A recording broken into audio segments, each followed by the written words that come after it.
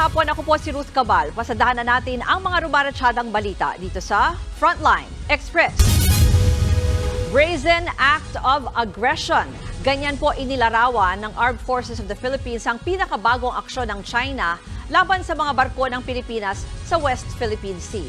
Sa isinapublikong video ng AFP, kitang-kita kung paano ginit-git, pinagnakawan at tinutukan pa ng patalim ng China Coast Guard ang ating mga sundalong nasa resupply mission nitong Lunes. Nasa frontline ng balitang yan, si Brian Castillo.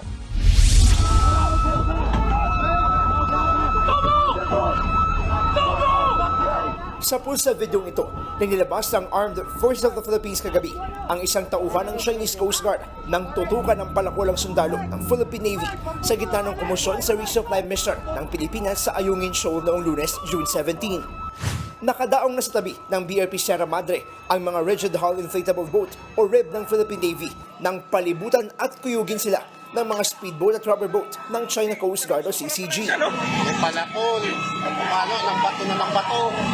Bit-bit ang mga patalim, gaya ng sibat, kutsilyo at palakol. Tinutukan nila ang mga Pilipinong sundalo at nag-ambang sasaktan. Sa kasagsagan ng gulo, makikita sa video si Seaman First Class Underwater Operator Jeffrey Facundo na inaalalayan ng kanyang mga kasama. Siyang sundalong naputulan ng daliri sa gitna ng konfrontasyon. Habang nangyayari yan, pinagtataga naman ng ibang tauhan ng CCG ang rubber boat ng Pilipinas para butasin. Hey, stop! This is our territory! Ang isang ito sa post sa video na may ninanakaw na supply sa rubber boat ng Pilipinas. Habang ang isang speedboat na yan ng China, inararo rin ang iba pang rubber boat ng Pilipinas. Sa hiwalay na video na nakuha ng News 5 kahapon, kita rin ang pangigitgit, pagbangga, at pagharang ng mga speedboat ng China sa rubber boat ng Philippine Navy na papunta pa lang sa Ayungin Shoal. Sa mga larawan na ibinahagi ng AFP matapos ng insidente, kita ang basag-basag na windshield, communications at navigation equipment na sinadya raw wasakin ng mga tauhan ng China Coast Guard. Sinira rin nila pati ang cellphone ng mga sundalo. Ayon kay Armed Forces Chief of Staff General Romeo Browner, pinunteriya ng China Coast Guard ang mga bitbit na armas ng Navy na ihahatid dapat sa BRP Sierra Madre. 7 baril daw ang ninakaw ng China na balak bawiin ng Pilipinas. For me, this is piracy already, no? Piracy. Because they boarded our boats illegally. They got our equipment. Sa mga video na inilabas ng AFP, kapansin-pansin na hindi armado ang mga Pilipinong sundalo. Pero sabi ni General Browner, hindi naman daw tayo nagpatinag. Lumaban po tayo. But then again, may mga limitations po tayo. Because, number one, no, we were outnumbered. Yung dalawang RIB natin, ang katapat niya, 8. Dahil sa insidente, isang sundalo ng Navy ang pinakanapuruhan. Siya si Seaman First Class Underwater Operator Jeffrey Facundo na naputulan ng hinlalaki at kinailangan pang i-rescue pabalik sa Palawan. Kinundin na ng Department of Foreign Affairs ang iligal at agresibong aksyon ng mga Chinese. Ang US Pentagon naman, tinawag na provocation, reckless at unnecessary ang pinakabagong panghaharas ng China. We're going to continue to stand with our Philippine allies. The Philippines' rightful legal maritime claims must be protected. Nagbabalita mula sa Frontline, Brian Castillo, News 5. Muli namang pinagtibay ni U.S. Secretary of State Anthony Blinken ang mga kasunduan ng Amerika at Pilipinas sa ilalim ng Mutual Defense Treaty. Sinabi yan ni Blinken sa pag-uusap nila sa telepono ni Foreign Affairs Secretary Enrique Manalo. Iginit ni Blinken na nakakaapekto sa kapayapaan sa rehiyon ang mga aksyon ng China. Sa ilalim ng Mutual Defense Treaty, sasaklolo ang Estados Unidos sakaling may gawing armadong pag-atake ang ibang bansa laban sa mga puwersa ng Pilipinas, kabilang ang Coast Guard. Kasunod ng panibagong insidente sa Ayungin Shoal, humihingi na ng full briefing ang Senado mula sa Department of Foreign Affairs, kabilang na ang mga hakbang na ginagawa ng DFA para panagutin ang China. Ayon kay Senate President Luis Escudero, labis na nakakabahala ang tumitinding tensyon sa West Philippine Sea. Tingin ni Escudero, dapat higit pa sa diplomatic protest ang gawin ng Pilipinas.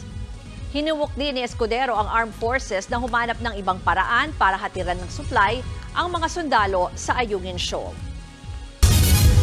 Kasunod nga po ng marahas na kilos ng China laban sa ating resupply mission, panahon na nga ba para pairalin ang Mutual Defense Treaty ng Pilipinas at Amerika? Para sagutin yan at iba pang issue, makakabarehan po natin ngayon si Maritime Security Expert Ray Powell. Mr. Powell, good afternoon and thanks for taking our call. Good afternoon, Ruth. First, I just want to ask how you view this latest incident in Ayungin Shoal. Well, Ruth, I think it's clearly an escalation, and I honestly believe that we are into the territory where we really should be talking about consultations under Article 3 of the Mutual Defense Treaty. That's what the treaty is for, and Article 3 is for consultations, and I think that the conditions for Article 3 have clearly been met.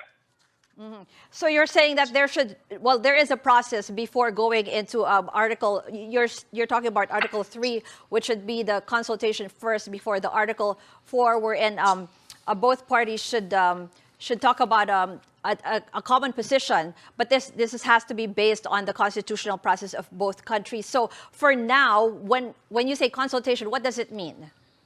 What is the process? So Article 3 essentially, and I'm talking about a formal entry into those discussions, right? So Secretary Manalo has already been talking to Secretary Blinken. That's great. They should certainly do that. But I think it should be sent as a clear message that further consultations will be taken under Article 3, in which they talk about the violations to Philippines' territorial sovereignty and its security, and how does the Mutual Defense Treaty apply? Because I think it clearly applies. These are armed.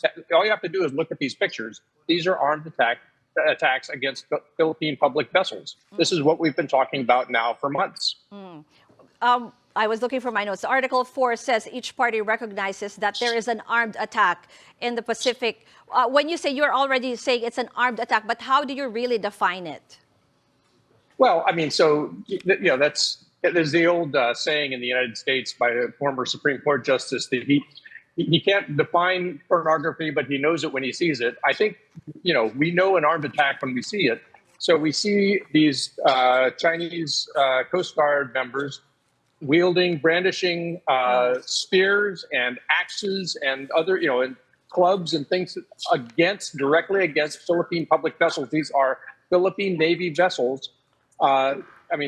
This looks like arms and it looks like an attack. I put all those things together and say this qualifies. But that will further increase provocation? Do you think that will even lead to that? Or some are saying that there could be a declaration of war, but we're not yet at that point. I don't think that either party, I don't think any party, China, Philippines, the United States, wants to go to war. And I don't think countries go to war unless they want to go to war. But I do think that China believes that it can continue to escalate without significant consequence based on what's happened so far. And I think that China needs to recognize that there can be consequences that would be very severe. So, I think that's why there should be these consultations. But yeah, in the meantime, apart from the consultations, what should the Philippines be doing, and what should also the U.S. be doing? Increase patrols? Well, I think part of the reason for the consultations is so that they can explore together what other methods there may be to penetrate Beijing's blockade of the BRP Sierra Madre. What you see here in these pictures is that China is willing to bring their opposition to the resupply all the way up to the railings of the Sierra Madre itself. So, right now, the Philippines tried something different this time. That makes sense that they would try different approaches. But I think it's clear by what we're seeing here that they need to have other options in their arsenal, and the U.S. may be able to provide some support, and so they should explore that. Thank you very much for your time, Sir Ray Powell, Maritime Security Expert. At marami pang abangang balita sa pagbabalik ng Frontline Express.